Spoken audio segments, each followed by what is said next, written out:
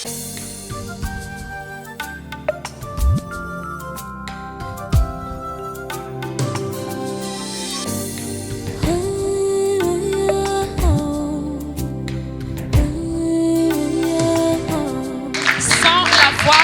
ne peut lui être agréable, mesdames et messieurs. Être agréable à qui? Être agréable à notre Dieu. C'est lui qui nous a créés à son image, selon sa ressemblance. Alors aujourd'hui, je ne vais pas encore dévoiler notre thème, notre sujet que nous allons exploiter dans ce nouveau numéro d'État Grandeur, avec des invités qui nous viennent également de très loin. Mais lorsqu'ils viennent comme ça, c'est parce que Dieu a demandé qu'il passera par eux aujourd'hui pour bénir une personne, pour nous bénir, pour bénir nos âmes et pourquoi pas pour nous parler également de sa part. Je tiens à signaler que les hommes de Dieu qui viennent dans ce programme, ils ne viennent pas pour parler d'eux, mais ils viennent pour parler de la grandeur de notre Dieu, car ce programme existe pour élever le nom de notre Seigneur Jésus-Christ. Alors, si tu n'as pas encore donné ta vie à Christ, laisse-moi te rassurer que voilà une belle occasion qui se présente encore aujourd'hui. C'est peut-être votre jour, c'est peut-être ton jour aujourd'hui de dire oui Seigneur, je te donne ma vie. J'accepte que tu deviennes le seul maître de ma vie. L'occasion te sera donnée d'un moment à l'autre. Juste le temps pour moi de dire encore shalom à ceux qui nous regardent via les réseaux sociaux. Vous êtes tellement nombreux à travers le monde. Il y en a peut-être qui nous regardent pour la toute première fois. Ben nous, ça nous fait plaisir. Comme en lingala, on dit Toyambi Bandimia Sika. Alors, ça fait toujours plaisir et j'ose croire que cela plaît aussi à notre Dieu qui est même l'initiateur, le propriétaire, le chef même de ce programme de ta grandeur. Alors, je vous dis shalom, shalom, que la grâce de notre Dieu vous localise de partout où vous vous trouvez. Qui va co-présenter aujourd'hui avec Maman Dorcas? Vous l'avez déjà vu, j'ose croire, il y a de cela 2 ans. Voilà, 2 ans, il avait co-présenté avec moi et c'était bien. C'est un bon élève, c'est un bon étudiant. Voilà, il apprend tellement vite parce que c'est aussi un homme de Dieu, un serviteur de Dieu. Mais je nous laisse le découvrir ensemble qui aujourd'hui va co-présenter cette émission avec moi. Le frère Gary Mbenga est né un certain 9 mai. Il est 3e d'une famille de 4 enfants, dont 2 garçons et 2 filles. Né dans une famille catholique, fils de Monsieur Mbenga Richard et Vodi Kwaku Véronique. Tout commence un jour lorsque un ami l'invite à un jour de témoignage dans l'une des églises de la KDC. Le même soir, après avoir suivi le témoignage d'un ancien serviteur du diable qui avait donné sa vie à Jésus-Christ, Dieu commença à faire son œuvre en lui et il prit la décision de se convertir. Tout de suite après, il sentit la nécessité de s'impliquer davantage dans la vie locale de l'église. Membre du centre évangélique francophone La Borne, le frère Gary Mbenga est actif au sein du département de la jeunesse où il est responsable de l'équipe du conseil et à la cellule de prière Les Pèlerins.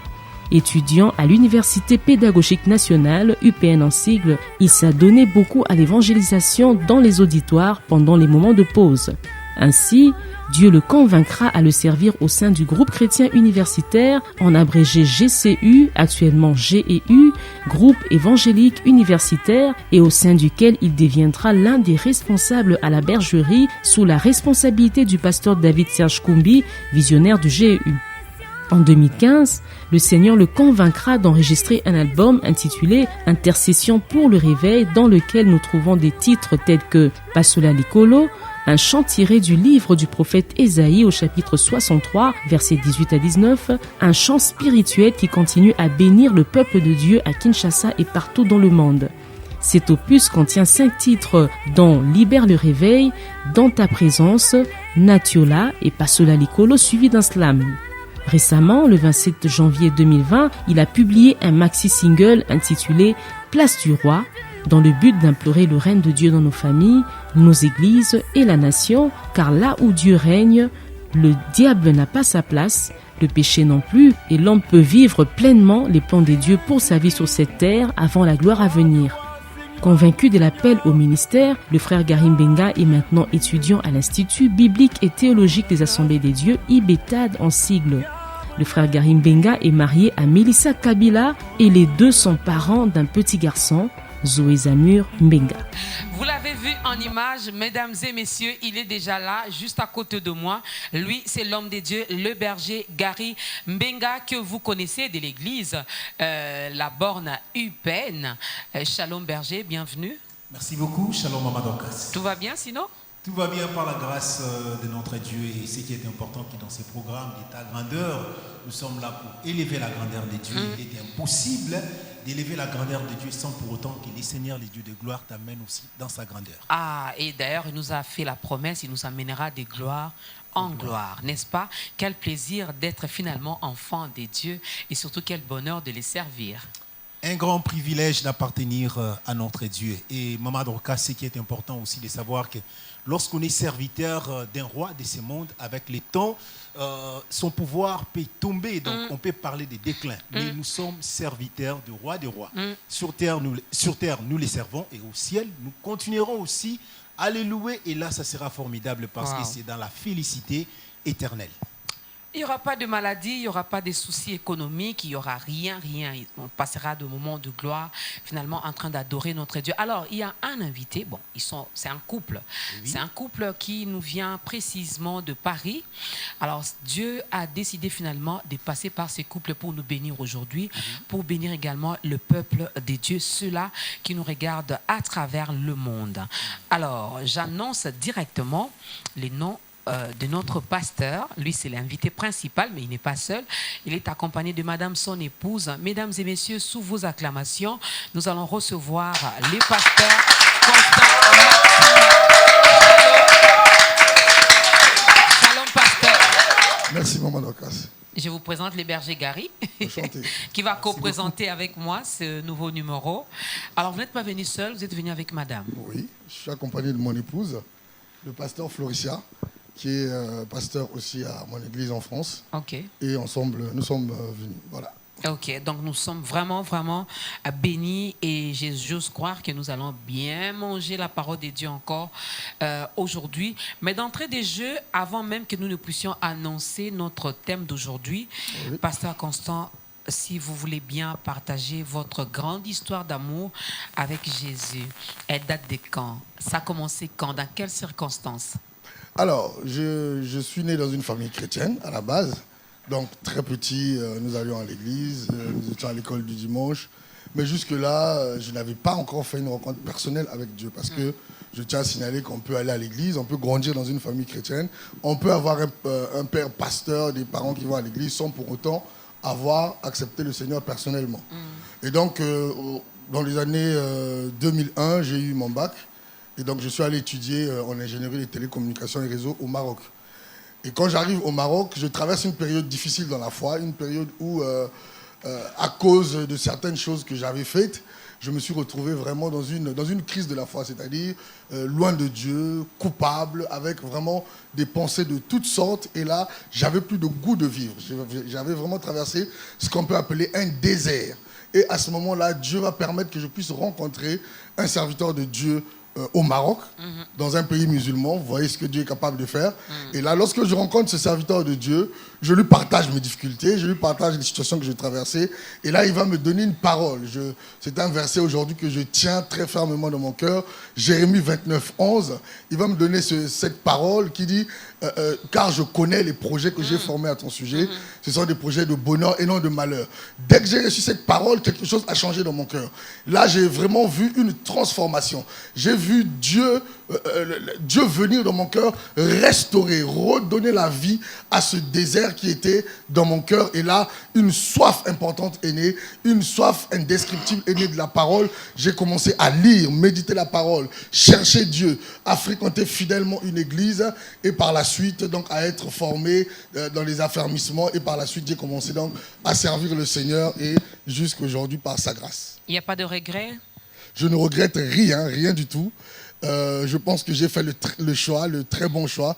Jésus-Christ, c'est un très bon choix parce qu'aujourd'hui, ma vie en témoigne, ce que je vis, ce que je traverse. Je pense que sans Jésus-Christ, je ne l'aurais pas vécu de cette manière. Waouh.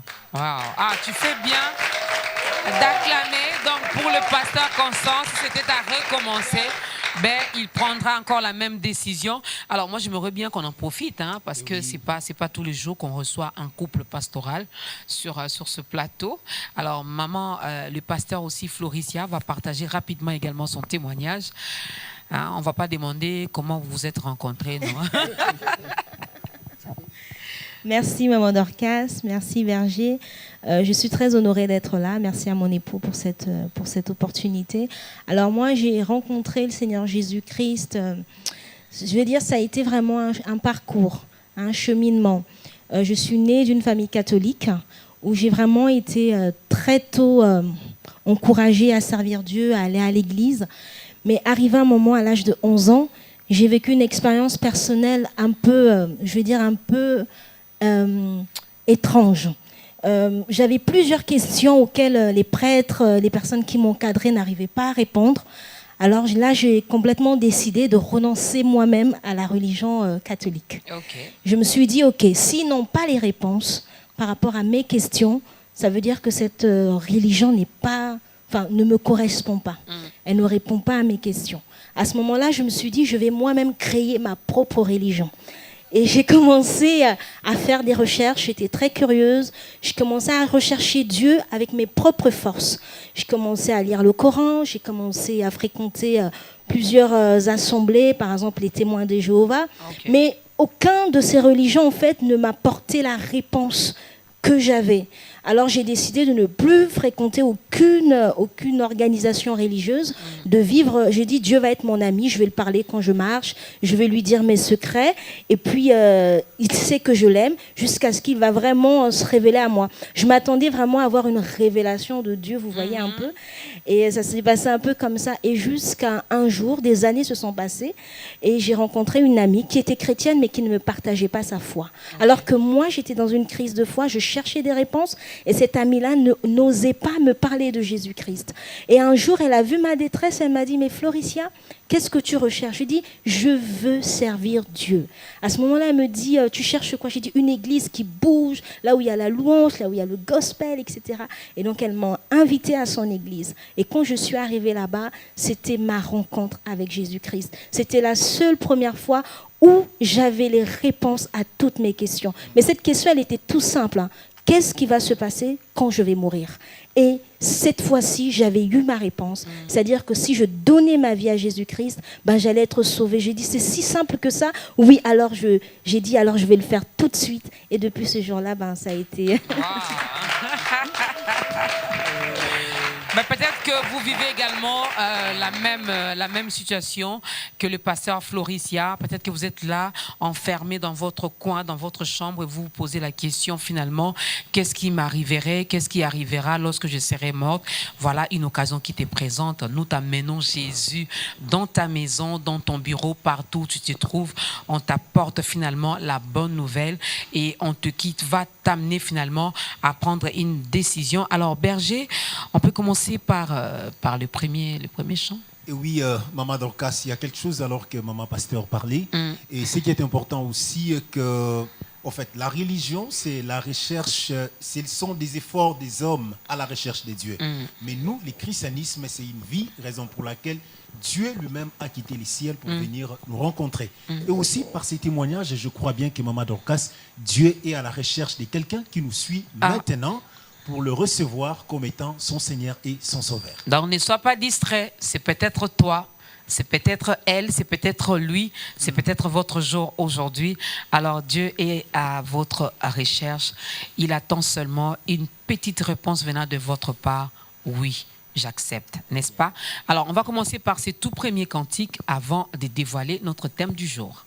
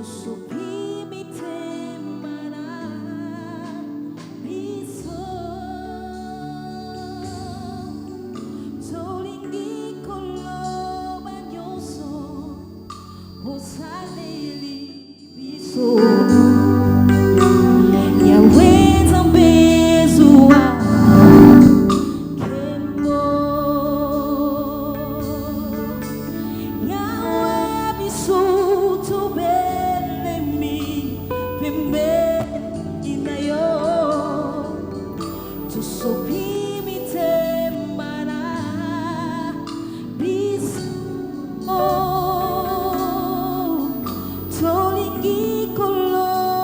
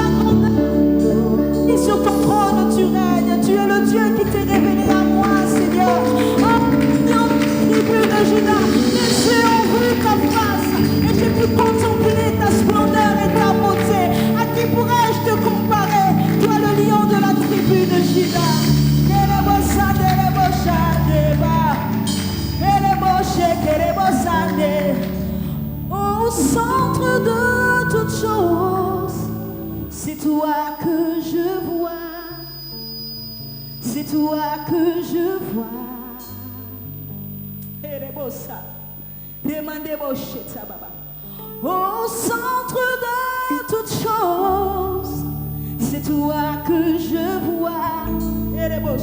C'est toi que je vois. Est-ce que tu peux le chanter avec nous? Est-ce que tu peux dire au centre de toutes choses? C'est toi que je vois. C'est toi que je vois. Dis-lui encore qu'au centre de ma vie, tu es le premier. Je t'ai mis à la première place. Alléluia. Au centre de toutes choses, tu es l'alpha de ma vie. C'est toi que l'alpha je de ma vie, vois. c'est toi, Jésus. C'est toi que je vois. Oh oui, au centre de ma vie, de mes pensées, de tout ce que je fais, c'est toi qui règnes. Au centre Jésus, de toutes c'est choses, toi qui règnes. c'est toi C'est que toi qui je vois. règnes.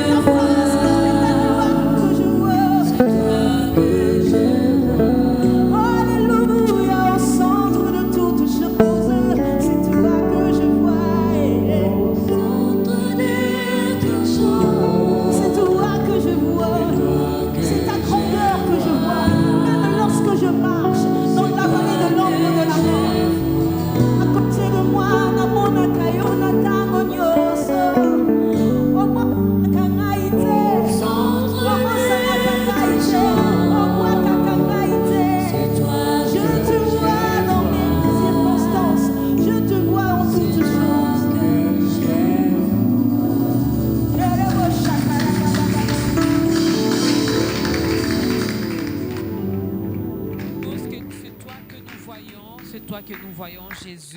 Sois également au centre de ce nouveau numéro de ta grandeur. Sois au centre de nos vies, sois au centre de nos projets, sois au centre de nos familles. Pourquoi pas, sois au centre également de notre beau et cher pays qui est la République démocratique du Congo. Mesdames et messieurs, sans plus tarder, nous allons directement dévoiler finalement notre thème d'aujourd'hui. Plusieurs sont passés ici, plusieurs hommes des dieux, bien sûr, sont passés ici pour nous édifier, nous exhorter autour de ces thèmes, autour de ce mot qui a 3 lettres seulement, n'est-ce pas? Foi. Voilà, la foi, la foi, la foi, on en a vraiment entendu parler et la Bible en parle aussi. Mais l'homme de Dieu ou le couple pastoral vient dans ce nouveau numéro pour nous parler de la foi, le seul vrai combat. La foi, le seul vrai combat. Alors, Berger, d'entrée des jeux, moi, je me permets directement de poser la question de savoir au pasteur Constant. Je sais que dans la Bible, Hébreux 11, nous définit finalement c'est quoi la foi. Et en tant que tout enfant de Dieu, nous avons vraiment retenu cette définition. Mais partant un peu de votre ministère, de votre appel, de vos expériences, comment vous expliquez ce mot? C'est quoi la foi pour vous? Alors, la Bible définit très bien dans Hébreux 11, comme vous avez dit, que la foi, c'est une ferme assurance des choses que l'on espère, une démonstration de celles qu'on ne voit pas. Alors, de mon expérience et de ce que j'ai compris de ce verset, que j'ai vécu de ce verset, je peux résumer la foi en 3 niveaux. Je peux dire que la foi commence par la parole de Dieu, parce que Romains 10, 17 le dit bien, ainsi la foi vient de ce que l'on entend. Donc, au départ, nous avons la parole de Dieu. Ensuite, la parole de Dieu va créer dans le cœur, dans la vie de la personne, dans l'esprit de la personne, une conviction. Donc là, on est dans Hébreux 11.3. La foi, c'est une ferme assurance. Donc l'assurance, c'est une conviction, c'est quelque chose qu'on a dans notre cœur, ok? Mais la Bible précise même que c'est une ferme assurance, c'est-à-dire c'est une conviction qui est inébranlable. C'est-à-dire que ce n'est pas une simple conviction qui va s'évaporer au premier obstacle, mais c'est une conviction ferme. Donc le 3e niveau, la Bible dit une démonstration de choses qu'on ne voit pas. Ça veut dire quoi? Au commencement, il y a la parole de Dieu. Donc il y a une parole de Dieu quelque part. C'est la source donc de la conviction qui naît dans notre cœur. Et cette conviction nous pousse à poser des actes. Donc manifester la foi, ou la foi c'est quoi? Mais c'est entendre au départ la parole de Dieu. Ensuite, cette parole va créer en nous une conviction ferme. Et cette conviction va nous pousser à poser des actes et les actes vont conduire au résultat. Pourquoi c'est important cette dernière étape? Parce qu'il y a des personnes qui disent qu'ils ont la foi. J'ai une conviction. Tout le monde dit, les chrétiens disent tous, j'ai une conviction. Mais déjà, la question à se poser, d'où vient cette conviction? Parce que la conviction peut venir de plusieurs choses. Je peux être convaincu par les coutumes de ma famille, je peux être convaincu par les paroles de ma grand-mère, mais est-ce que les paroles qui provoquent la conviction de notre cœur, est-ce que c'est la parole de Dieu? Parce que la foi authentique vient de la parole de Dieu. Amen. Donc, lorsque ce premier niveau est respecté, ben, il y a l'action. Parce que s'il n'y a pas l'action, quelle que soit la conviction qu'on a dans notre cœur, même si la parole, au départ, c'est la parole de Dieu, mais s'il n'y a pas l'action derrière, rien ne se concrétisera. Beaucoup des enfants de Dieu sont tristes aujourd'hui, ou ont l'impression que la Bible, ou ce que Dieu dit, ne marche pas, ou ça ne fonctionne pas dans leur vie, parce qu'ils n'arrivent pas des fois jusqu'au bout. Je prends un exemple, je cherche un travail, je prie que Dieu me donne un travail, ok? Donc je cherche, c'est mon besoin. Alors je vais prier, le Seigneur va me mettre une conviction dans le cœur, il va me parler, il va me dire, cible par exemple telle entreprise, telle entreprise. Alors donc, si je ne prends pas l'action, si je ne passe pas à l'action, si je ne fais pas un CV, si je ne me lève pas le matin pour aller frapper ces portes-là et déposer un CV, si je ne me prépare pas, même si c'est la volonté de Dieu que je travaille dans cette entreprise, jamais je rentrerai dans cette entreprise parce que je n'ai pas été à la dernière étape de la foi qui consiste à poser les actes, c'est-à-dire à être opérationnel, à être actif. C'est pour cela qu'un homme ou une femme de foi, ce n'est pas une personne qui est passive, c'est une personne qui est opérationnelle, c'est une personne qui est active, c'est une personne qui est déterminée, c'est une personne qui est opérationnelle. Waouh!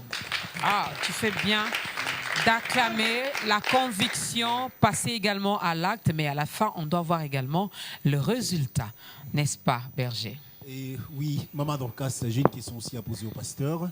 Et vous avez dit que la foi, c'est le seul vrai combat. Et nous voulons savoir, est-ce qu'il y a les faux combats ou encore les fausses batailles? Parce que vous avez dit, la foi, c'est le vrai combat. Parce qu'on ne peut pas parler des vrais sans pour autant parler des faux. Alors, lorsque l'on dit la foi, c'est le seul vrai combat, la foi, le seul vrai combat, on veut déjà mettre en évidence la priorité de la foi. Pourquoi? Parce que les enfants de Dieu mènent souvent des combats, mais dans le mauvais ordre.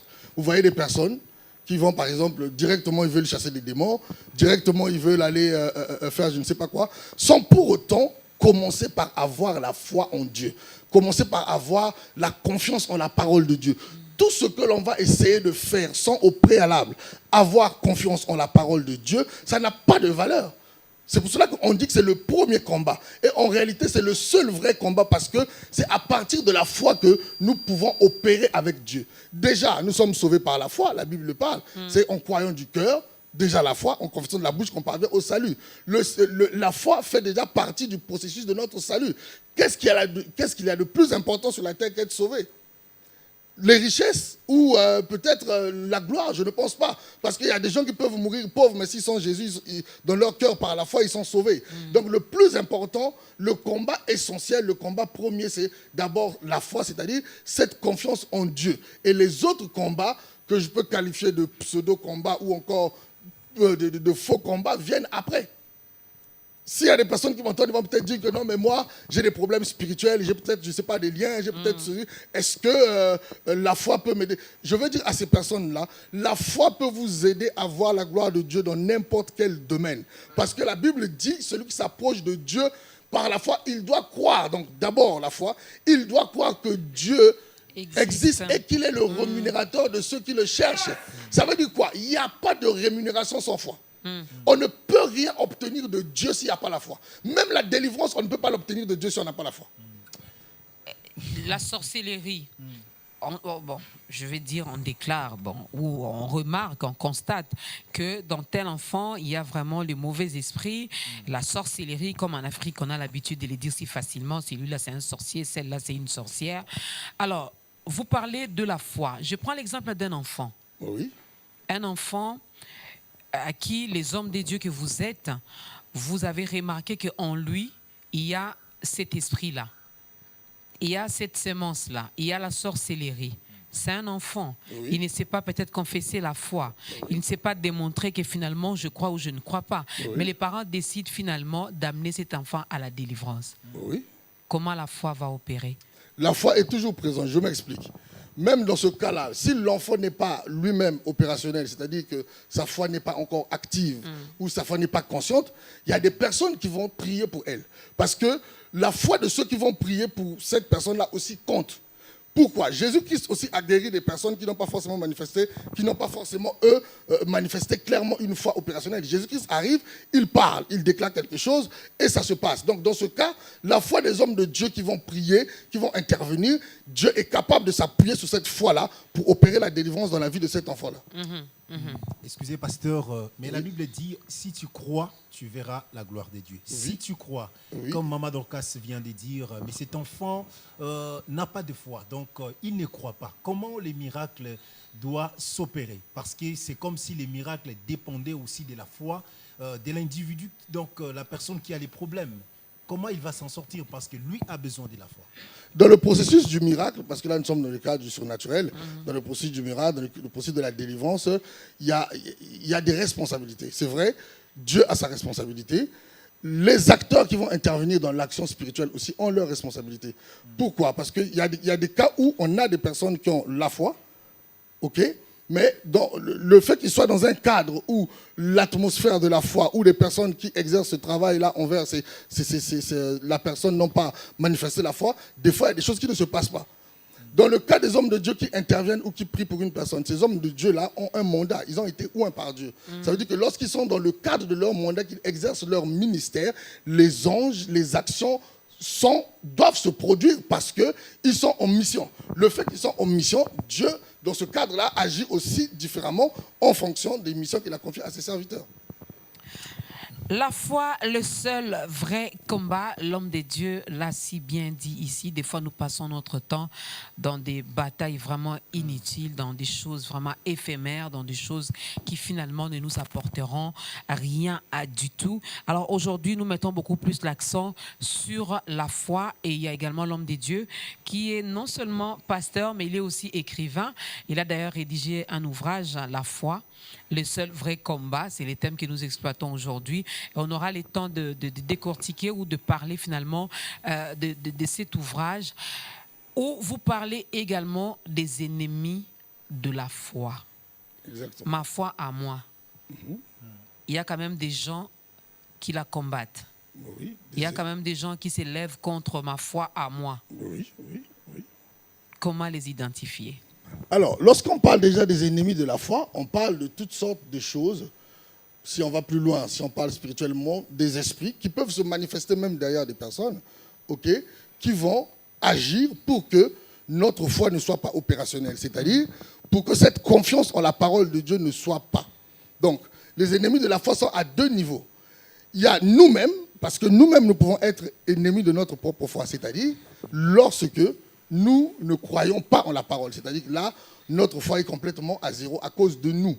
Maintenant, ces ennemis peuvent être extérieurs. C'est-à-dire, ça peut agir au travers des personnes, ça peut agir au travers des phénomènes. Donc, les ennemis sont à distinguer dans les deux cas. Je vais illustrer ça. Et dans le livre, je l'explique bien avec l'histoire de David. Donc, vous connaissez dans 1 Samuel chapitre 17 l'histoire de David et Goliath. Alors, David arrive, donc le peuple d'Israël est attaqué par les Philistins et donc on voit Goliath qui se dresse devant toute une armée, l'armée d'Israël, pour menacer cette armée, pour faire peur à cette armée. Alors, tout le monde a eu peur, tout le monde a complètement eu peur de cet adversaire et on voit émerger un homme, un enfant, un jeune qu'on appelle David. David arrive, il pose des actes qui produisent les résultats de la victoire. Mais quand on lit ou quand on regarde ce film-là, on va avoir l'impression que ça s'est fait aussi simplement. Mais en réalité, David a affronté des obstacles, ce que j'appelle des ennemis. Je veux prendre un premier obstacle. Par exemple, l'apparence de Goliath. Lorsque la Bible décrit Goliath dans 1 Samuel 17, on nous parle d'un homme qui a à peu près 3 mètres et qui porte un bouclier de peu près de 60 kilos. C'est-à-dire que sur le plan physique, Goliath était déjà un ennemi qui faisait peur. Donc, la foi de David pouvait être influencée déjà par la taille de Goliath. Ça nous arrive déjà dès que vous êtes en face d'une situation, dès que vous voyez son apparence physique, la manière dont on vous a parlé de la situation, tout de suite, vous êtes en déroute, tout de suite, vous avez peur. Donc, David va déjà faire face à cet obstacle-là, l'apparence de Goliath. Quand il arrive devant Goliath, il ne s'arrête pas à son apparence physique. Même si Goliath avait ses 3 mètres, mais David va en lui-même vaincre la peur par rapport à l'apparence de Goliath. Donc ça, c'est déjà un premier obstacle, par exemple, dont je parle dans le livre, où je dis, toute situation qui se présentera à vous va avoir une apparence physique. Tout obstacle qui se présentera dans votre vie va avoir une apparence physique. Mais en tant qu'homme ou femme de foi, vous devez comprendre que l'obstacle physique, l'apparence physique ne doit pas vous effrayer. Vous recevez une lettre chez vous, on vous dit par exemple vous êtes convoqué à la police. Il y a des personnes tout de suite dès qu'ils entendent la police, dès qu'ils voient, ils imaginent dans leur esprit la voiture de la police, il n'y a plus de confiance en Dieu, ils commencent à paniquer, ils ne croient plus en Dieu. Pourquoi? Parce qu'il y a un obstacle qui est là, c'est l'aspect physique des choses. Donc l'aspect physique des choses est souvent et très souvent un obstacle à la manifestation de notre foi, à la manifestation de notre confiance en Dieu. Je vais prendre d'autres exemples. Par exemple, quand David arrive devant Goliath, pendant 40 jours, Goliath vient, il nargue le peuple, il les fait peur. David arrive, il dit, mais quel est cet incirconcis-là qui est en train de pouvoir traiter de la sorte le peuple de Dieu? Là, on voit que le peuple tout le monde était habitué à un élément qu'on appelle le statu quo, c'est-à-dire des choses qui ne bougent pas, des choses qui ne changent pas. Tout le monde avait accepté la défaite. Tout le monde avait accepté la situation. Goliath est plus fort que nous, il va nous détruire, il va nous tuer, donc restons là. Attendons que le jour où la mort va venir. Cette attitude de défaitiste, cette attitude de baisser les bras devant les obstacles empêche la foi d'être opérationnelle. Lorsque David arrive, lui ne s'arrête pas à ce statut-là. Il arrive, tout le monde est découragé. Lui va commencer à opérer. Lui va commencer à ne pas accepter la défaite.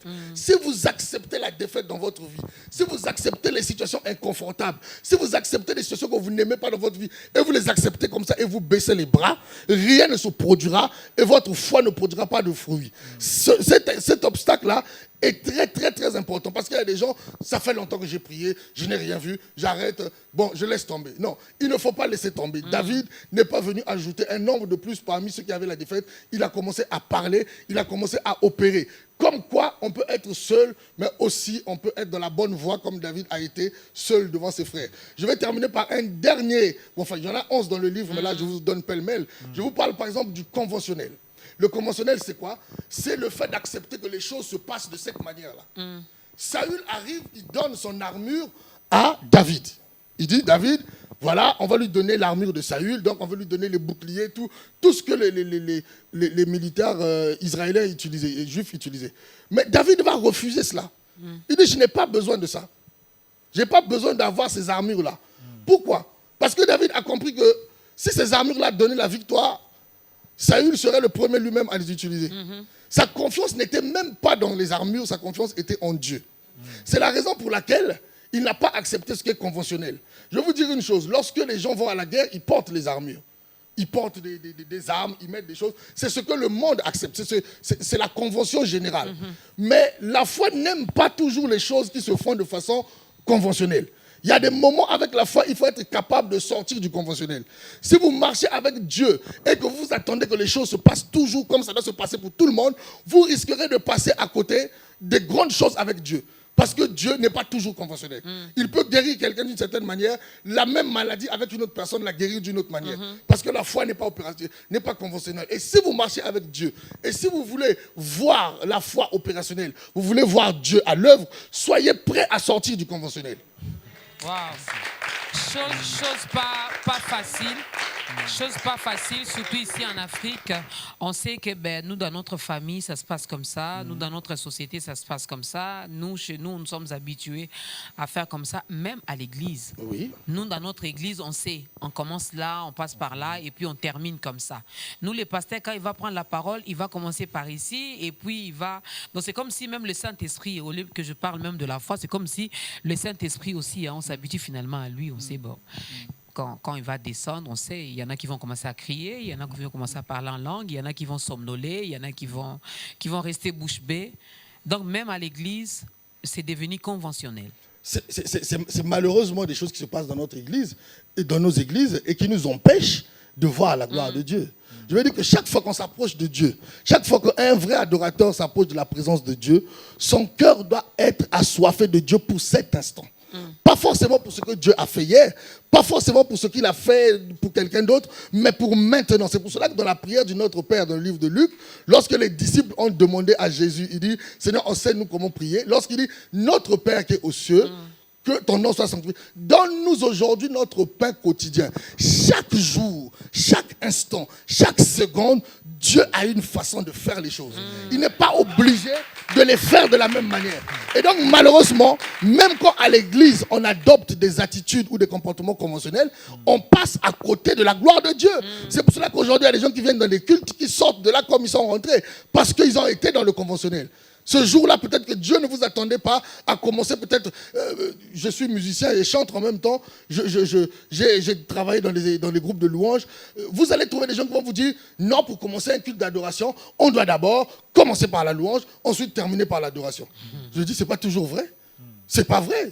Je veux dire que, et appelé fils de Dieu, la Bible dit celui qui est conduit par l'Esprit. C'est le Saint-Esprit qui nous conduit et non forcément des choses qu'on met en dur, en marbre. Et ces choses-là, malheureusement, le conventionnel nous fait passer à côté de miracles, nous fait passer à côté de ce que Dieu veut faire avec nous.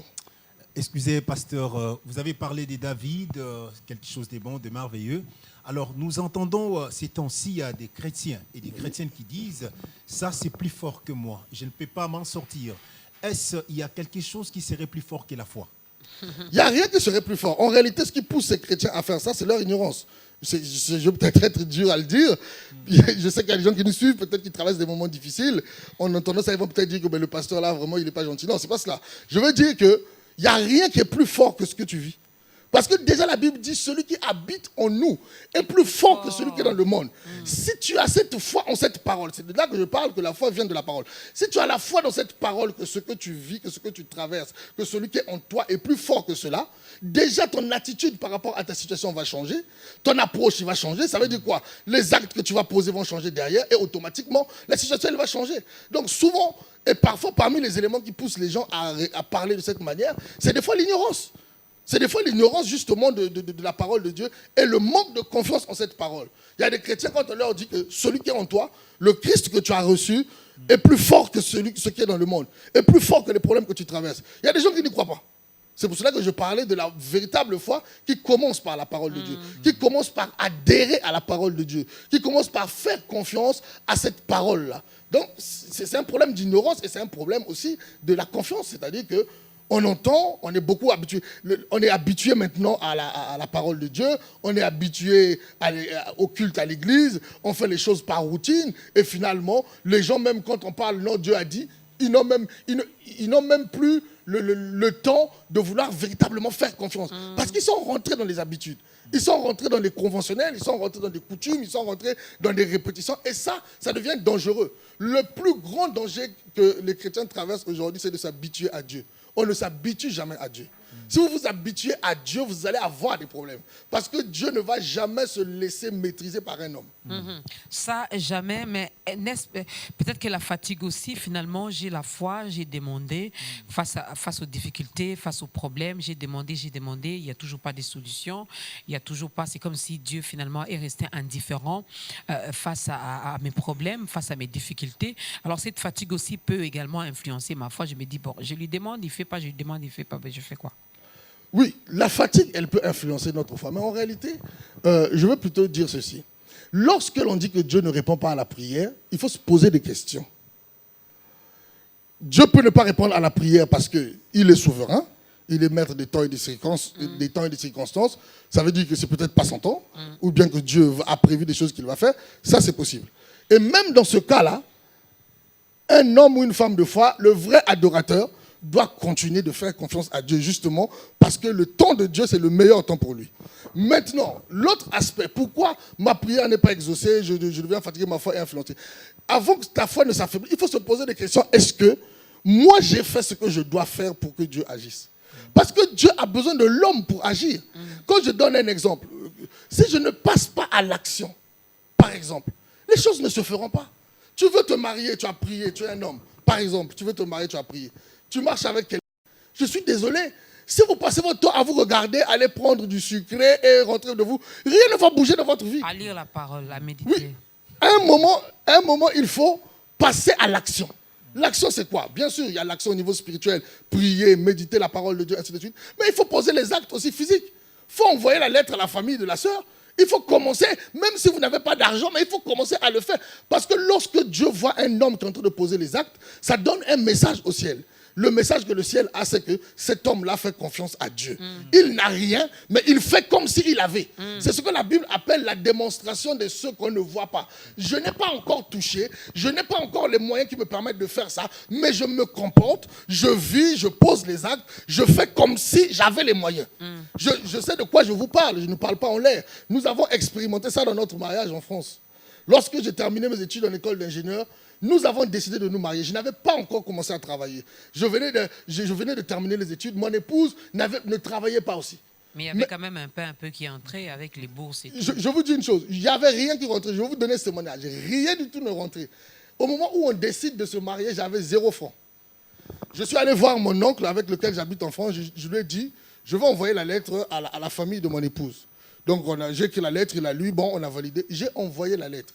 Je viens de soutenir mon diplôme d'ingénieur, je n'ai pas encore eu du travail. J'avais fait un stage de 6 mois. Après, on m'a pas retenu. Donc, je me suis retrouvé voulant se marier avec rien dans la poche. Et il fallait que la lettre parte. J'ai envoyé la lettre. Et c'est là où, après avoir envoyé la lettre, que j'ai vu Dieu à l'œuvre. Quelqu'un m'appelle un jour pour me dire, comme je suis ingénieur en informatique, il me dit, j'ai besoin de quelqu'un qui va me faire un site web. Je dis, moi, je peux te faire un site web. On se voit avec la personne dans une ville en France. Il dit, combien vous demandez? J'ai dit, j'ai besoin de tel montant. Je ne vais pas dire ici. J'ai besoin de tel montant. Il faut dire, peut-être qu'il y a un frère là qui veut se Bon. marier aussi. À l'époque, je lui avais dit, j'ai besoin de 6 ou 8 000 euros. Là, vous avez fait les calculs de tout. Hein? Là, j'ai Vous imaginé à avez peu près. estimé un peu. Bon. J'ai imaginé à peu près Avec la autour beauté de de ma comment. femme, et puis Voilà. je vois que... Je me suis dit avec nos familles africaines, là, ils peuvent me surprendre et tout. Donc, j'ai imaginé un peu, donc je suis allé à 8 000. Je vous parle devant le Seigneur. Le monsieur n'a même pas discuté. Il n'a même pas enlevé un franc. Il dit, je signe, je valide. Il valide. Le lendemain, je me retrouvais avec 8 000 euros dans la poche, en train d'aller acheter maintenant les choses pour la dot. Alors que quand j'avais envoyé la lettre, je n'avais même pas un rond. J'ai posé cet acte. Dieu a vu que j'ai envoyé la lettre et qu'au final, il n'allait pas. Regardez, Dieu nous aime. À un moment, Dieu ne peut pas laisser que ses enfants se retrouvent dans la honte. Regardez, si la famille de ma femme me répondait, et moi je fais 3 ans, je dis plus rien. C'est la honte totale.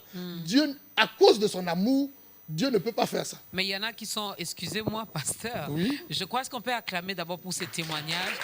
C'est vraiment encourageant, c'est édifiant. Mais il y a quand même certains frères. Je vais vérifier un peu les frères qui sont ici. Je me remarque qu'il y a beaucoup de célibataires encore.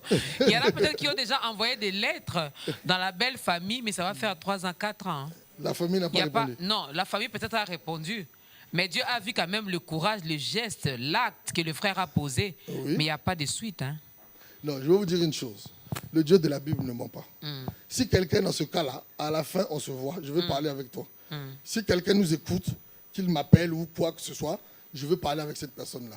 Le Dieu de la Bible ne trompe pas. Amen. Quand on a fait ça, et que chaque matin, je ne dis pas que tu envoies ta lettre, tu reçois ta réponse et tu es un paresseux, tu dors chez toi, tu attends que l'argent tombe du ciel, là c'est sûr que tu auras des problèmes. Mais si après avoir fait ça, tu sais que tu as un besoin et que tu manifestes ta foi dans ton dynamisme, dans le fait de sortir, de chercher du travail, de passer des coups de fil, d'essayer de s'insérer, d'être déterminé, à un moment ou à un autre, il y aura une porte de Dieu que tu vas rencontrer. Amen. Parce que si tu reçois ton courrier si tu reçois ta lettre depuis 3 ans et que tu ne fais rien, c'est sûr parce que là, quand tu ne fais rien justement, tu es en train d'enfreindre une règle de la foi. C'est-à-dire, quand quelqu'un est un paresseux, quand quelqu'un ne cherche pas, quand quelqu'un n'est pas opérationnel, quand quelqu'un ne bouge pas, quand quelqu'un ne se bat pas, il est en train d'enfreindre une règle de la foi. Donc ne t'attends pas à ce que Dieu agisse. Dieu agit avec des gens qui posent toujours des actes. Les actes qu'on pose sont la main tendue pour que Dieu agisse. Sont la main tendue pour que Dieu agisse. Si je ne tends pas la main à Dieu par les actes que je pose, regardez la multiplication des pains et des poissons. Jésus-Christ d'abord, il a demandé, qu'est-ce que vous avez vous-même? Il pouvait faire, il prit les pains et les poissons descendaient. Il n'a pas fait ça. Il demande à ses disciples, on va nourrir ces gens-là, mais vous avez quoi? Qu'est-ce que vous m'apportez? Oui. Ils ont apporté un peu de poisson, un peu de pain, mais c'est avec ce peu-là que Dieu a fait le miracle. Donc le miracle de Dieu, même si tu veux des grandes choses, ça commence par poser des petits actes. Ça commence par être opérationnel avec des petites choses. Oui. Excusez, pasteur, merci beaucoup. Et nous constatons, et donc ces temps-ci, Oui. il y a tant des miracles.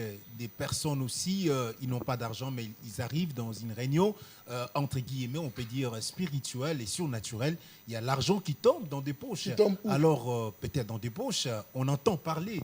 Alors, que pensez-vous? Parce que vous avez dit, il faut d'abord avoir quelque chose. Moi, après ça, c'est ma conviction personnelle. J'ai toujours pensé que si Dieu vous met de l'argent dans la poche, ce sont des faux billets.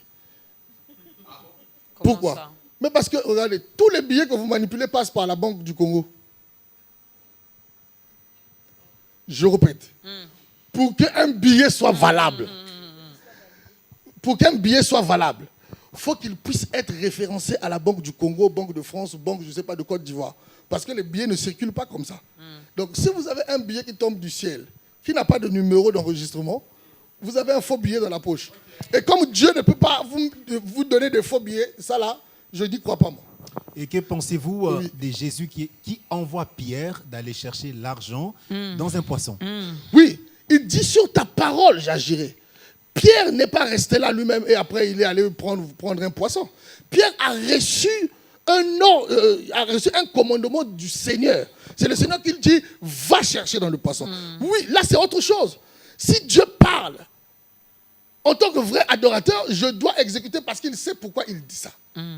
Dans le cas de Pierre, ce n'est pas la même chose. Mais vous êtes là, fermez les yeux, après le billet tombe dans les poches, C'est pas la même chose. Est-ce que c'est Dieu qui a dit que c'est lui qui vous donne ces billets-là? Non, il n'a pas dit, mais je lui ai demandé et puis il a agi. En tout cas, moi personnellement, peut-être que ma foi n'est pas aussi grande, n'est pas encore arrivée à ce niveau-là, mais pour le moment, moi ça, j'y crois pas. Alors, Je vais être le plus clair possible la avec foi, le seul vrai combat. Depuis que vous avez commencé à parler, vous insistez beaucoup plus là-dessus. Vrai adorateur, vrai adorateur, vrai adorateur, vrai adorateur. Qui est vrai, qui est faux? Dans la Bible, Jean 4, la femme samaritaine. C'est là où on voit, je veux dire, que la théorie de, enfin s'il faut parler dans ce sens-là, la théorie de la vraie adoration ou du vrai adorateur. Quand cette femme-là rencontre Jésus, Jésus, qu'est-ce qu'il lui dit? Il lui dit, vous les Juifs, vous adorez à la montagne. Donc pourquoi? Parce que les coutumes, ils adoraient dans la coutume. Quand ces personnes-là, quand cette femme-là a dit que non, moi, nos pères sont des Juifs, ainsi de suite, Jésus-Christ lui dit quoi? Vous les Juifs, vous adorez à la montagne. Parce que pourquoi? Vous adorez à la montagne, vous adorez dans des synagogues. En réalité, cette femme-là est attachée à la coutume. Il adore Dieu par rapport à la coutume. Elle n'a pas forcément une relation personnelle avec Dieu, mais elle adore au travers de ses arrière-grands-parents. Et Jésus-Christ dit, ça déjà c'est un point qui montre qu'un vrai adorateur, ce n'est pas un adorateur qui passe par des intermédiaires. Un vrai adorateur a une vraie relation avec Dieu. Un vrai adorateur connaît Dieu. Et d'ailleurs, Jésus-Christ, dans le même chapitre, il dit, vous connaissez ce que vous n'adorez, vous adorez ce que vous ne connaissez pas. Ça veut dire qu'une des marques d'un vrai adorateur, c'est la véritable connaissance de Dieu. Et cette véritable connaissance va influencer sa vie de tous les jours. C'est-à-dire, lorsqu'il va être en face même des challenges de la vie, des difficultés, parce qu'il connaît Dieu, parce qu'il sait que Dieu est fidèle, parce qu'il sait que Dieu agit toujours, il va continuer de louer Dieu, il va continuer de l'adorer, il va continuer de le servir, même s'il a des problèmes. Pourquoi? Parce que sa connaissance de Dieu le conduit à avoir confiance en Dieu et à faire confiance au temps de Dieu et aux circonstances que Dieu peut créer dans sa vie. Donc, il y a des éléments comme cela. Le vrai adorateur, il connaît Dieu, il a une intimité avec Dieu, il a une relation avec Dieu. Le vrai adorateur, ce n'est pas celui qui le fait par des intermédiaires ou par des coutumes. Le vrai adorateur, c'est celui qui rentre, qui connaît Dieu, qui va dans la présence de Dieu. Qui a une relation qui a personnelle, une vraie intimité avec Dieu et qui marche aussi selon la parole de Dieu, parce que ça aussi c'est un point très important. Il y a des gens qui ont donné leur vie au Seigneur, mais aujourd'hui, voilà, ils sont là où ils ne sont plus forcément dans les voies de Dieu. Ça aussi c'est un point qui est très important, parce que le vrai adorateur veut faire plaisir à Dieu. Il veut être agréable à Dieu. Donc, pour être agréable à Dieu, il faut avoir manifesté la foi et marcher dans sa parole. Existe-t-il finalement des secrets ou des clés pour avoir une foi inébranlable? Alors, Romains 10, 17 dit clairement, il dit, la foi vient de ce que l'on entend, et ce que l'on entend vient de la parole de Dieu, de la bouche de Dieu. Donc, pour faire grandir sa foi, il faut commencer, bien sûr, par être attaché à la parole de Dieu. Parce que ce n'est pas le premier jour où je lis la Bible une fois, après je commence à connaître Dieu. Non, la parole de Dieu, c'est une vie qu'il faut avoir constamment pour rentrer dans les profondeurs. Ça veut dire quoi? Plus je rentre dans les profondeurs de la connaissance de Dieu, plus ma foi grandit. Plus je le découvre, plus ma foi reçoit suffisamment de nourriture ou suffisamment d'énergie pour qu'elle soit forte. Ça, c'est un point. Donc, pour faire grandir sa foi, soyez attaché à la parole de Dieu. Comme le Seigneur a dit à Josué, Dieu a dit à Josué, méditez la jour et nuit, et justement appliquez ce qu'il vous dit, et déjà ça va influencer votre foi. Il y a aussi une autre chose qui fait grandir la foi, que les chrétiens n'aiment pas, c'est ce qu'on appelle les épreuves. Les épreuves font grandir la foi. Pourquoi? Lorsque nous traversons des épreuves, je ne parle pas des choses que nous sommes allés créer nous-mêmes. Parce qu'aujourd'hui même, dans ce mot-là, il y a trop de confusion. Des gens qui créent leurs problèmes eux-mêmes, ils appellent ça épreuve. Ils vont chercher des histoires quand ça se retourne contre eux. Non, je suis en train de passer par une épreuve. Non, il faut faire la différence. L'épreuve, c'est Dieu qui la permet dans la vie de quelqu'un. Mais des fois, on peut se retrouver dans le feu parce qu'on allait chercher. Alors, lorsqu'on a une épreuve, c'est-à-dire quelque chose qui est permise par Dieu, la Bible dit que Dieu n'est pas tenté par le mal. Ça veut dire que Dieu ne fait pas le mal. Quand les gens parlent mal, non, Dieu m'a donné la maladie. Dieu ne donne pas la maladie. Dieu, non, Dieu, il m'empêche d'accoucher. Dieu n'empêche personne d'accoucher. Par contre, il peut permettre, il peut laisser faire que ces choses se passent dans votre vie. Dans le cadre de Job, on le voit bien. Ce n'est pas Dieu qui a rendu Job malade, ce n'est pas Dieu qui a tué la famille de Job, mais Dieu a permis que l'ennemi fasse ça. Alors, lorsque Dieu permet quelque chose dans notre vie, c'est-à-dire, ça devient une épreuve, c'est une manière pour Dieu aussi de pouvoir nous pousser à le connaître davantage dans une autre face. Parce que Dieu a plusieurs faces, justement. La face avec laquelle vous êtes habitué de Dieu a emmené votre foi à un certain niveau. Mais si vous voulez que le niveau augmente, il faut que vous ayez une autre face de Dieu. Et des fois, pour avoir cette autre face de Dieu-là, Dieu va permettre des épreuves, des fois, des situations que nous traversons. Et ces situations-là, derrière, lorsque nous arrivons à avoir la victoire, notre confiance grandit encore en Dieu. Notre confiance nous permet encore de pouvoir nous accrocher davantage à Dieu. Je prends le cas de David. David n'est pas arrivé à affronter Goliath en un jour. David a eu des expériences. C'est pour cela que je parle même d'un ennemi de la foi. Je dis, n'oubliez pas vos victoires passées avec Dieu. N'oubliez pas les expériences passées. Parce que les expériences passées nourrissent votre foi actuelle. Donc, lorsque on veut aller quelque part avec Dieu, oui, Dieu nous emmène étape par étape. Il y a des expériences qu'on a eues avec lui. Il y a des épreuves qu'on a eues. On a eu la victoire dans ces épreuves-là. Dieu va permettre une autre épreuve. Et cette épreuve-là va aussi avoir ses bienfaits au niveau de notre foi.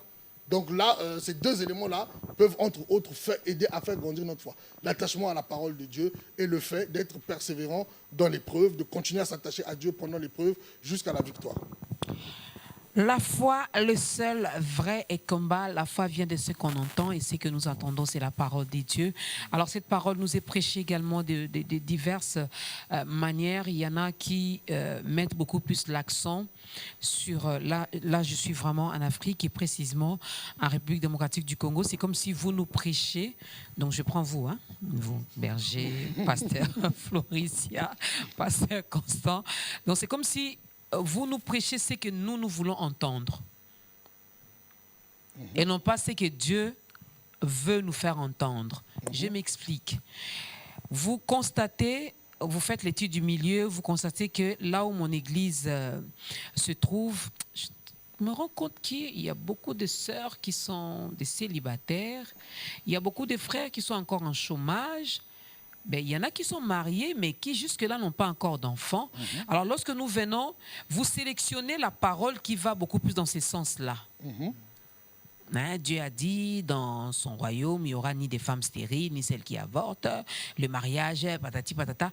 Et vous nous prêchez, même dans notre façon de prier, on se focalise beaucoup plus sur ça. Si ce sont des démons, comme dans certains quartiers ici à Kinshasa, on sait bien reconnaître que dans tel quartier, quand on voit seulement la manière de vivre de personnes, on s'est dit, dans ces quartiers, il y a beaucoup de sorciers. Donc, comme l'église se trouve là, on va passer beaucoup plus de temps à chasser, à tirer à gauche et à droite, en haut et en bas. Et chose curieuse, finalement, ces sorciers-là continuent toujours à exister. Alors, qu'est-ce que je veux dire par rapport à ce phénomène? Moi, je pense que, enfin, quand je dis je pense, je fais la même remarque, enfin, ce sont des choses que nous voyons aujourd'hui, mais je pense que déjà un serviteur de Dieu, une personne qui est appelée à édifier l'Église, doit avoir une certaine... doit être sincère devant Dieu. Quand je dis sincère, il doit faire cette œuvre-là avec crainte et tremblement devant le Seigneur, parce qu'il sera jugé par rapport à ça. Si la personne commence à sélectionner ses messages pour manipuler des gens, parce qu'au final, c'est une forme de manipulation, pour manipuler des gens, ça, malheureusement, c'est des choses qui se passent, mais ces personnes-là auront des comptes à rendre devant le Seigneur. Et ce n'est pas du tout normal. La parole de Dieu doit être prêchée dans toute sa globalité. Dans la parole de Dieu, on trouve des promesses. Donc, une femme qui n'est pas mariée, qui a besoin de se marier, elle a aussi des promesses dans la parole de Dieu. Si on en parle, ce n'est pas un problème. Maintenant, qu'on en fasse, je veux dire, un fonds de commerce, ça veut dire que tout ce que l'on fait tourne autour de ça, parce que derrière, on a une motivation de pouvoir manipuler des gens. Ça, c'est un danger, ça, c'est un problème. Même si aujourd'hui, sur cette terre-là, ces hommes-là n'ont pas le fruit de leurs actions ou de leurs actes, mais Dieu, à un moment ou à un autre, fera justice. Ce n'est pas du tout normal d'aller dans ce sens-là. Maintenant, il y a aussi quelque chose que nous devons comprendre, c'est que lorsque Dieu appelle chaque homme, il donne un message à cet homme ou à cette femme. Alors, lorsque vous avez un message, le message n'est pas simplement quelque chose qu'on a mis dans votre esprit, mais vous-même, généralement, vous êtes le message. Ça veut dire quoi? Quand vous parlez, chaque fois que vous ouvrez la bouche, on a tendance à entendre votre message. Il y a des personnes, comme par exemple ce message autour de la délivrance, par exemple, Dieu les a appelés par rapport à ce message-là, ils le prêchent et ils le pratiquent, ainsi de suite, par exemple. Vous allez voir, ce sont des personnes qui vont avoir tendance, parce que l'appel de Dieu sur leur vie font qu'ils n'ont pas simplement le message que Dieu leur a donné, mais ils sont eux-mêmes le message.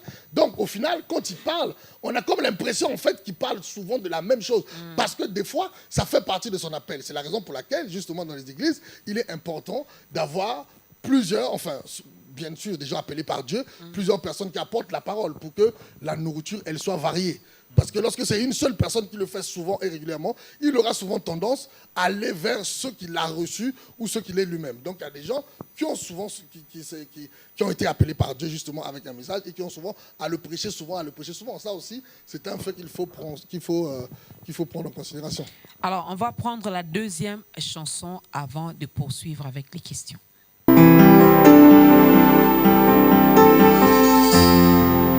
Nous allons chanter la sainteté de Dieu. Parce qu'il est saint. Nous allons chanter sa sainteté.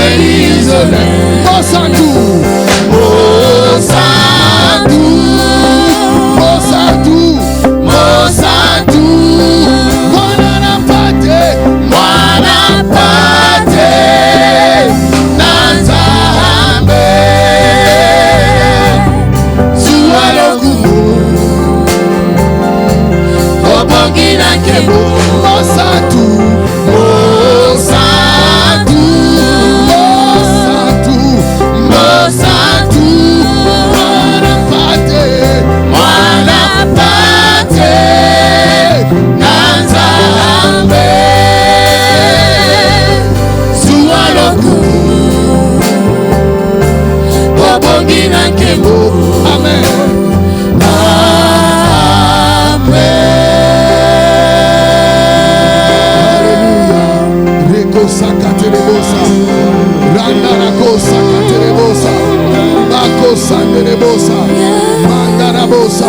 Seigneur, reçois la gloire ce matin, reçois notre louange, reçois notre adoration. Tu es l'agneau de Dieu sans tâche. Jésus, tu es l'agneau de Dieu sans tâche. Tu es saint et nous voulons grandir, avancer dans ta sainteté. Nous voulons t'approcher avec sainteté. Toi qui es l'agneau de Dieu, qui ôte le péché du monde. Par toi le péché a été ôté, mon péché a été ôté. Je t'adore et je te célèbre parce que tu es Dieu. Je t'adore et je te célèbre parce que tu es Dieu. Je te célèbre, je te célèbre, je t'adore, my God.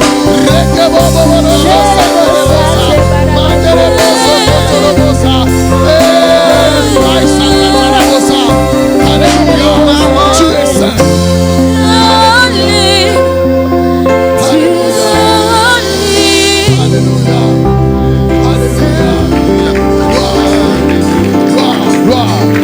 Honneur à toi,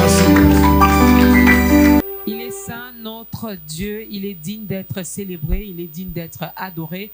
Il est digne d'être élevé. Lorsque nous disons qu'il est digne, ce n'est pas une façon pour nous de les coter. Non, on ne peut même pas coter notre Dieu. Vraiment, il mérite tout ça, car c'est lui qui a créé les cieux et la terre. C'est lui qui nous a créés et c'est lui qui nous fait encore grâce aujourd'hui finalement d'entrer encore dans vos maisons à travers ce programme télévisé pour vous apporter sa parole. La foi, le seul vrai combat. Nous devons avoir la foi. Et j'ai compris, Berger Gary, depuis que l'homme de Dieu a commencé à parler, que même face aux difficultés, même face aux problèmes, même face à toutes ces situations compliquées qui peuvent nous arriver, en tant qu'adorateurs, nous devons rester positifs. Nous devons continuer à faire confiance en Dieu. Nous devons continuer à croire en ces dieux, que même si aujourd'hui ça ne va pas, ben demain ça ira mieux. Chose pas facile, pasteur. Parce qu'il y a difficulté et difficulté. Mais c'est pourquoi je parle de combat, justement. Je n'ai pas défini le mot combat, on a dit c'est le vrai combat. Mais un combat, c'est une lutte. Dans tous les cas, marcher avec Dieu nous implique, nous engage dans un combat. Il n'y a pas de vie chrétienne sans combat. Sinon, dans le livre d'Apocalypse, Dieu n'allait pas dire à ceux qui vaincront. Ils vaincront quoi? Quand on parle de vaincre, ça veut dire que nous sommes impliqués automatiquement dans un combat. La foi aussi, garder sa foi, c'est un combat. C'est pour ça que lorsque je parlais des ennemis, je parlais à des ennemis externes, mais à des ennemis internes. Il y a nous-mêmes. Parce que en fait, le vrai problème lorsque nous sommes en face d'un obstacle, ce n'est pas d'abord l'obstacle, c'est nous. Est-ce que nous sommes capables dans cette situation de garder notre confiance en Dieu? Et c'est là où justement ce n'est pas chose facile. Pourquoi? Parce qu'en face des obstacles, nous avons beaucoup d'informations qui montent en nous. Certains, ils ont étudié, ils sont allés à l'école, ils sont très scientifiques, ils réfléchissent d'une certaine manière, ils font les choses comme je veux dire, ils ont une intelligence scientifique. Ces genres de personnes, lorsqu'ils arrivent en face des difficultés, ils vont avoir des problèmes de faire confiance à Dieu. Parce que leur cerveau va leur dire de fonctionner d'une certaine manière, alors que la parole de Dieu demandera aussi de fonctionner d'une certaine manière. Et ce combat-là, justement, c'est ce combat qu'il faut avoir déjà sur soi-même, déjà par rapport à soi-même. Excusez, Maman Dorcas, et nous voulons savoir, pasteur, en qui faut-il croire ou encore en quoi faut-il croire? Parce qu'en ces temps-ci, il y a tant des doctrines, il y a ceux-là donc, qui diffusent tant des messages. Croire à un ange, à un archange, ou encore invoquer telle personne. Certes, en qui devons-nous croire? Et aussi ceux-là qui nous suivent. Il y en a même qui ont fait de leur pasteur leur Dieu. Hein? Et oui. Je vais être clair là-dessus. Il faut croire en la parole de Dieu. La parole de Dieu, c'est Dieu. C'est-à-dire qu'il faut croire en Dieu au travers de sa parole. Maintenant, c'est vrai que sa parole est aussi donnée et aussi diffusée par des hommes. Donc, ces hommes-là sont censés être des porte-paroles donc, de Dieu. Il faut croire dans la parole que ces hommes-là disent tant que cette parole est fidèle à la parole de Dieu. tant que ces hommes donnent la parole dans sa fidélité telle qu'elle est écrite dans la Bible, il faut croire donc en cette parole derrière ces hommes-là, derrière les prédications que nous entendons. Mais lorsqu'il y a quelque chose qui est flagrant ou quelque chose qui n'est pas de la parole de Dieu, qui n'est pas dans la parole de Dieu, il faut faire attention. D'où, en réalité, je pense que ce qui manque beaucoup à notre génération, aux chrétiens de cette génération, c'est le fait qu'ils ont perdu le côté chrétien de Béret. La Bible dit, les chrétiens de Béret, lorsqu'on leur donnait la parole, ils allaient eux-mêmes fouiller dans les Écritures pour voir si ce qu'on leur a dit était vrai. Aujourd'hui, il y a trop de chrétiens 2.0, les chrétiens Facebook, les chrétiens Android, tout ça, c'est-à-dire qu'ils veulent qu'on leur donne, mais eux-mêmes ne vont pas chercher. Et c'est ça qui fait que nous avons des chrétiens très faibles. Nous avons des chrétiens manipulables parce qu'ils ne sont pas assis et affermis dans la parole. Pourquoi? Parce qu'eux-mêmes, ils ne vont pas chercher cette parole. La Bible, aujourd'hui, elle n'est pas cachée. La Bible, elle est accessible à tout le monde. Aujourd'hui, ceux qui ont donné leur vie au Seigneur, vous pouvez aussi mener une démarche personnelle de chercher Dieu dans les Écritures. Et vous allez trouver Dieu. Ça va augmenter en vous un discernement. Ça va augmenter en vous la pensée de Dieu sur certains sujets. Et quand le faux va arriver, vous aurez la facilité de pouvoir discerner et de ne pas y mettre votre confiance. Comprendre les armes que l'ennemi utilise pour ébranler et rendre inactive votre foi. J'ai vu ça justement comme ça sur la couverture. Oui, c'est ça. Comprendre les armes. Ils utilisent tellement, il y en a tellement beaucoup. Hein. Ah oui, là dans le livre j'en ai parlé de 11, mais je pense qu'il peut en avoir encore plus. J'ai parlé au moins de 11 armes. Là j'en ai cité 4, mais il y en a au moins 7 qui restent encore là. En tout cas, l'ennemi, je me rends compte que lui ne se fatiguera jamais. Il va toujours continuer à combattre les enfants de Dieu, à combattre même notre foi. Alors, lorsque Jésus-Christ pose cette question, ou la Bible, ou Dieu, lorsque le Fils de l'homme reviendra, trouveras-t-il la foi? Pour dire que, comme je suis là aujourd'hui, je crois, j'ai la foi, mais à un moment donné, je peux perdre ma foi aussi, c'est possible. Ah oui, mais c'est pour cela que je reviens encore sur le fait de dire que la foi est un combat. Un combat, on peut le perdre ou on peut le gagner. Quand on va au combat, il y a 2 options possibles. Soit je gagne ou je perds. C'est-à-dire, je peux perdre la foi.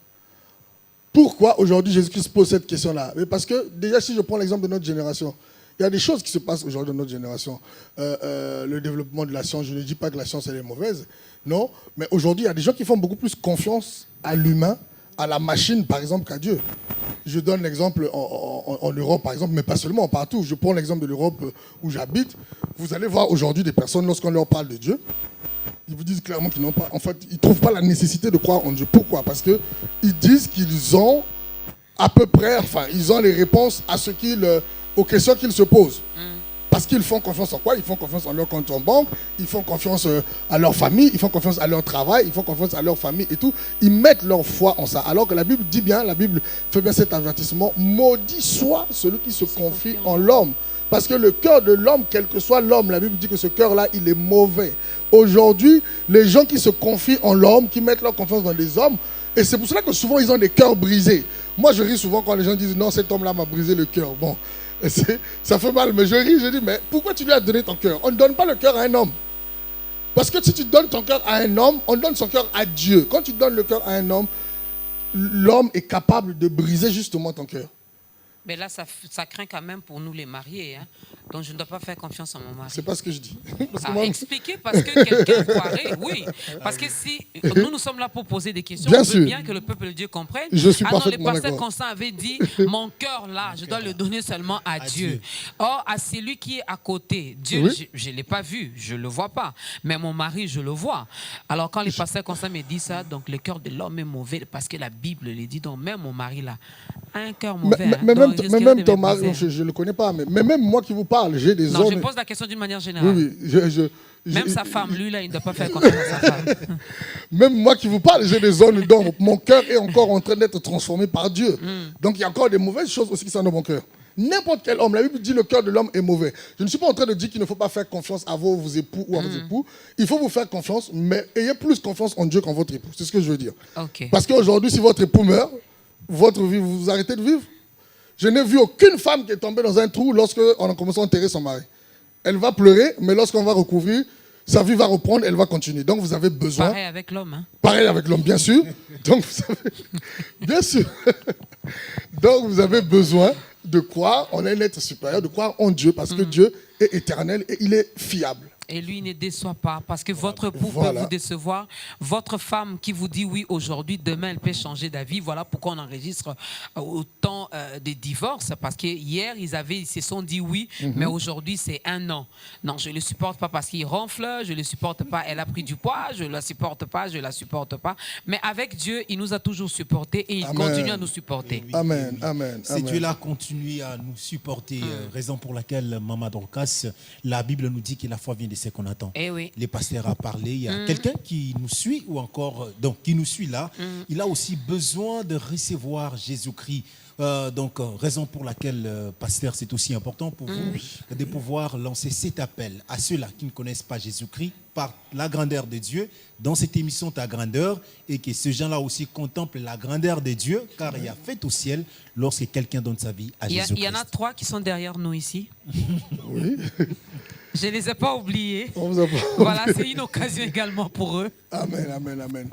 C'est une opportunité pour vous, justement, de pouvoir donner votre vie à Jésus aujourd'hui. Ne vous dites pas que vous êtes trop jeune. Ne vous dites pas que j'ai encore le temps. Non, vous ne maîtrisez pas votre temps. Il y a des gens qui meurent très tôt. Il y a des gens qui avaient des projets mais qui ne les ont pas réussi. La Bible dit dans le cœur de l'homme, il y a beaucoup de pensées, mais c'est la volonté de l'Éternel qui s'accomplit. Donc je veux dire à ces personnes qui m'écoutent, y ajouter aux 3 que nous avons ici, que il est important pour vous de saisir l'opportunité que vous avez aujourd'hui, l'opportunité de vous réconcilier avec Dieu, l'opportunité de recevoir Jésus-Christ dans votre cœur comme Seigneur et Sauveur. Je vais vous l'expliquer dans quelques secondes, c'est assez simple, mais c'est important de recevoir Christ dans son cœur parce que Jésus-Christ change les vies, Jésus-Christ transforme les vies, Jésus-Christ donne une vie à des gens. Regardez, la Bible dit qu'en Christ, nous sommes la lumière du monde, le sel de la terre. Votre vie, peut-être jusqu'aujourd'hui, vous avez eu comme l'impression que vous n'êtes pas lumière. Peut-être que jusqu'aujourd'hui, vous avez comme eu l'impression que vous n'êtes pas sel. Mais Christ est là pour faire de vous la lumière et le sel. En plus de ça, vous allez devenir des fils de Dieu, des filles et des fils de Dieu. C'est-à-dire que Dieu deviendra votre Père. Et j'aimerais vous dire une chose, c'est un Père qui est responsable parce qu'il prend soin de ses responsabilités. Peut-être des pères terrestres vous ont déçus, peut-être des mères terrestres vous ont déçus, des familles vous ont déçus, mais je vais vous dire une chose, Jésus ne déçoit pas. Je sais de quoi je parle. Lorsque je traversais ces moments difficiles, des choses que je ne pouvais expliquer à personne, mais je l'ai vu me consoler. Je l'ai vu guérir mon cœur. Je l'ai vu me redonner de l'espoir. Quel que soit le désespoir dans lequel vous êtes, quels que soient les problèmes dans lesquels vous pensez être et qui sont à vos yeux insurmontables. J'aimerais vous dire une chose. Vous avez essayé beaucoup de choses. Essayez Jésus-Christ. Acceptez Jésus-Christ dans votre cœur.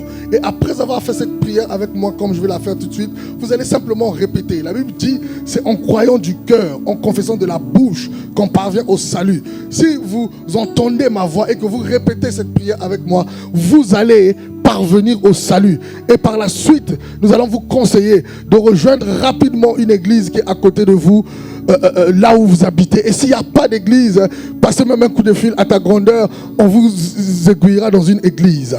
Répétez après moi, Seigneur Jésus, j'ouvre mon cœur, je t'accepte comme mon Seigneur et mon Sauveur.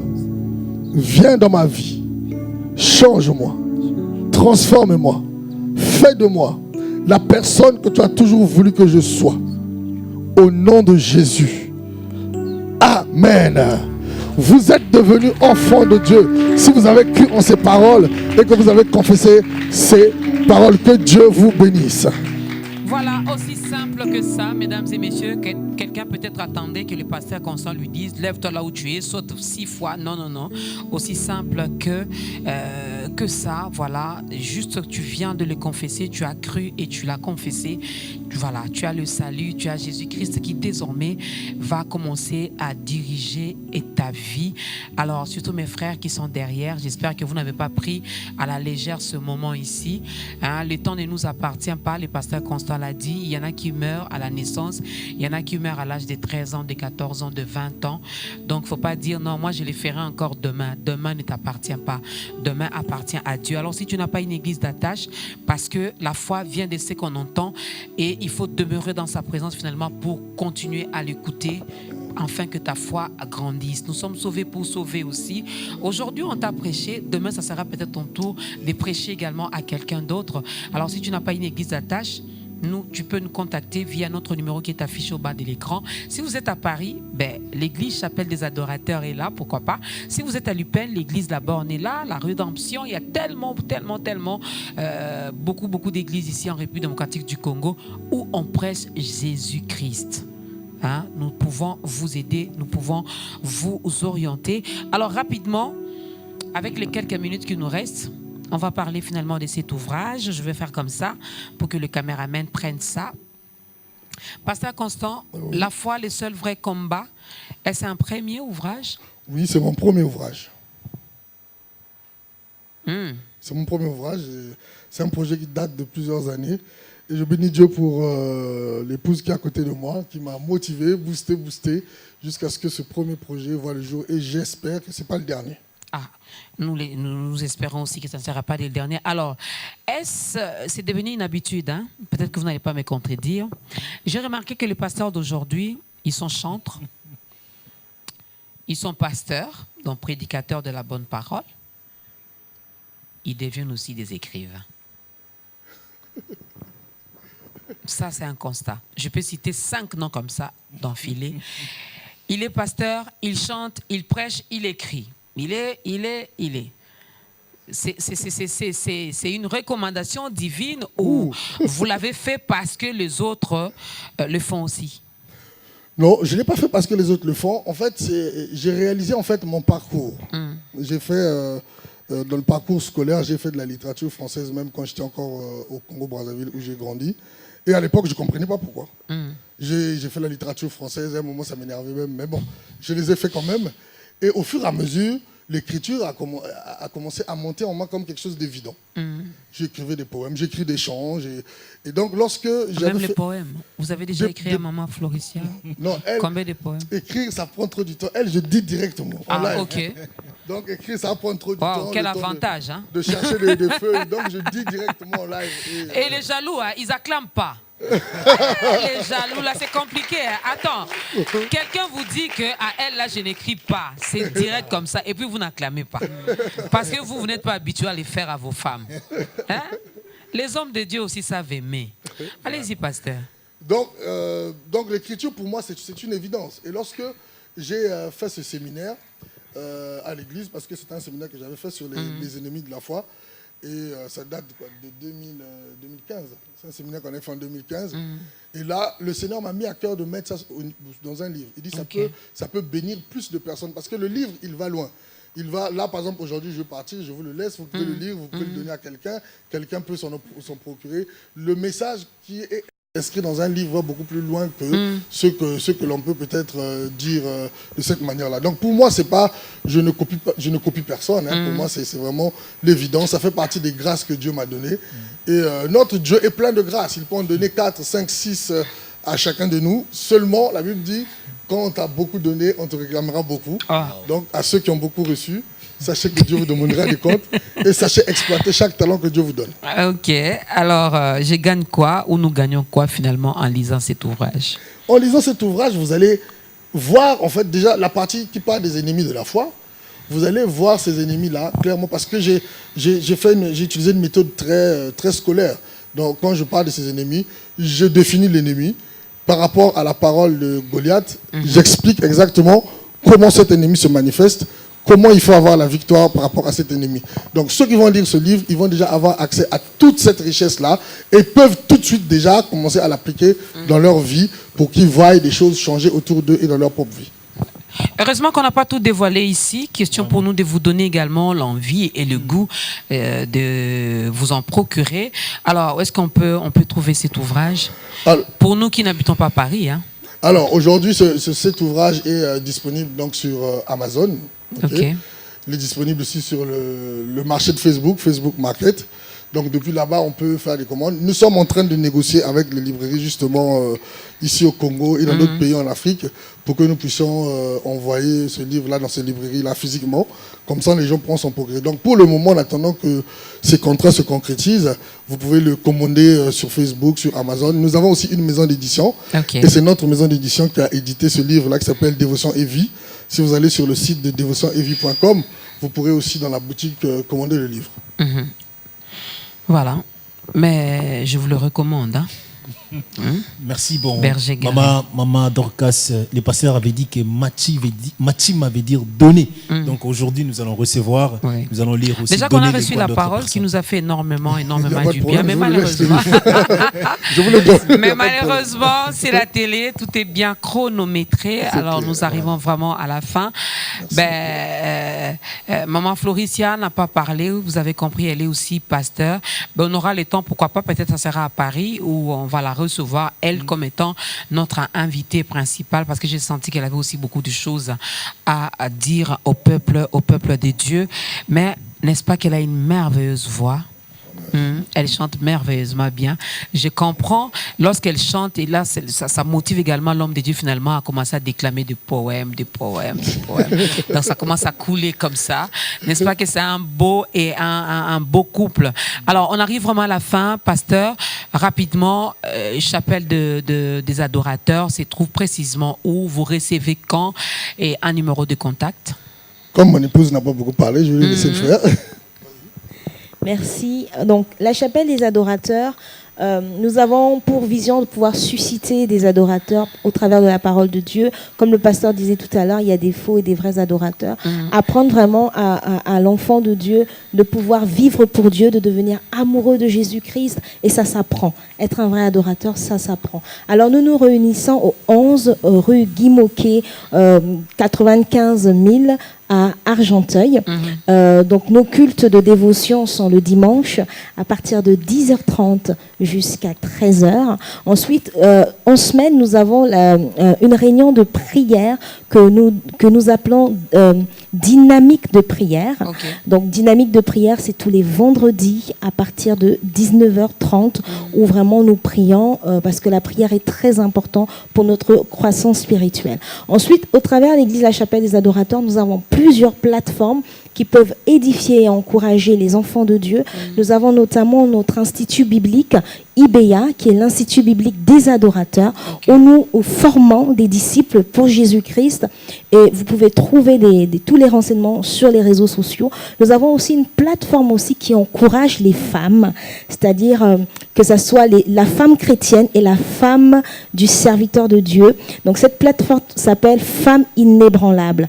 Donc le Seigneur nous a confié cette vision et je le fais avec mon époux. On encourage les femmes à devenir inébranlables, sachant qu'un adorateur est forcément inébranlable. Donc nous encourageons les femmes à devenir inébranlables et à pouvoir véritablement vivre le rêve de Dieu pour leur vie.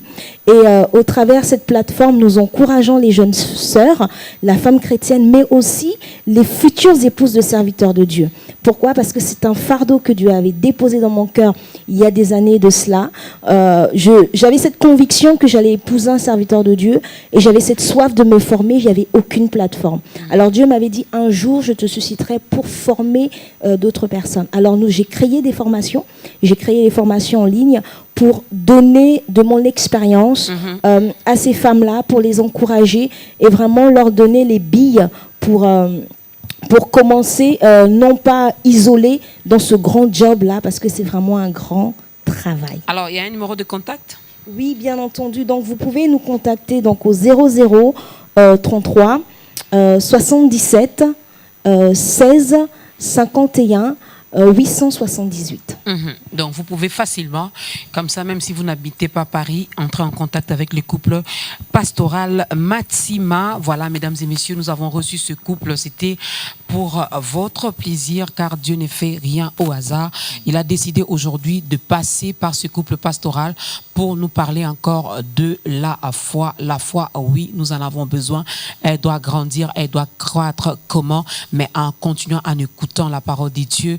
Et surtout, il faut bien chercher à avoir une relation personnelle avec votre Dieu, car vous ne pouvez pas adorer un Dieu que vous ne connaissez pas.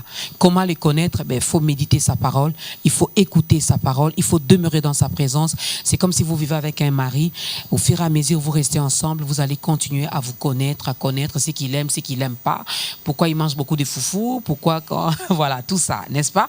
Alors moi j'ai dit merci. Merci également à notre public. Merci également à la chorale. Merci finalement à nos frères. Bah frère, bois bien. Bienvenue dans la grande famille des enfants de Dieu.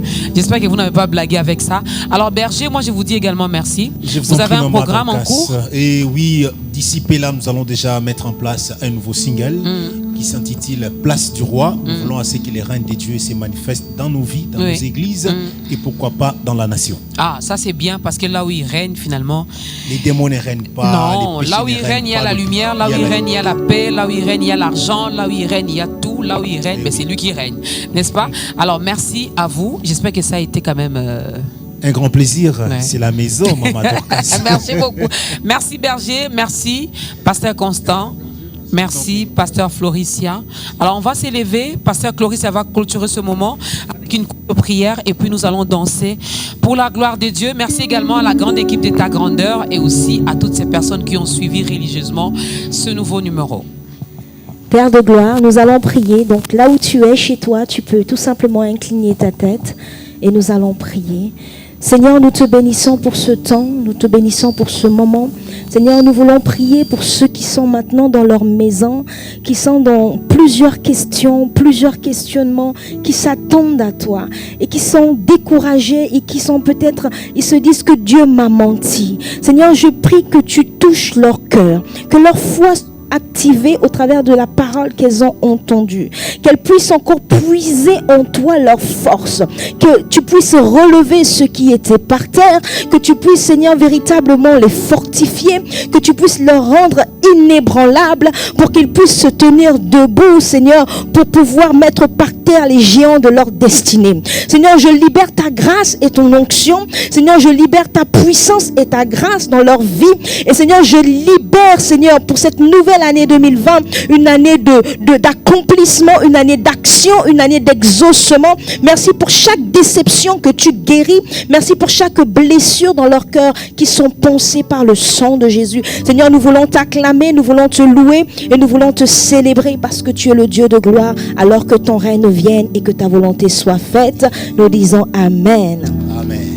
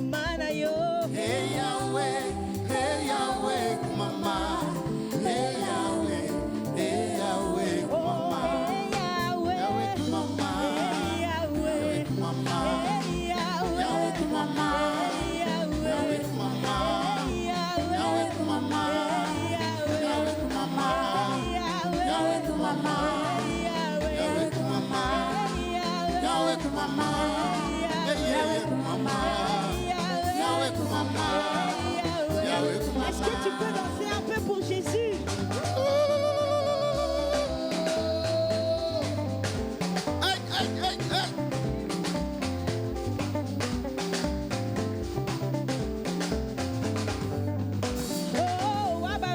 Baba,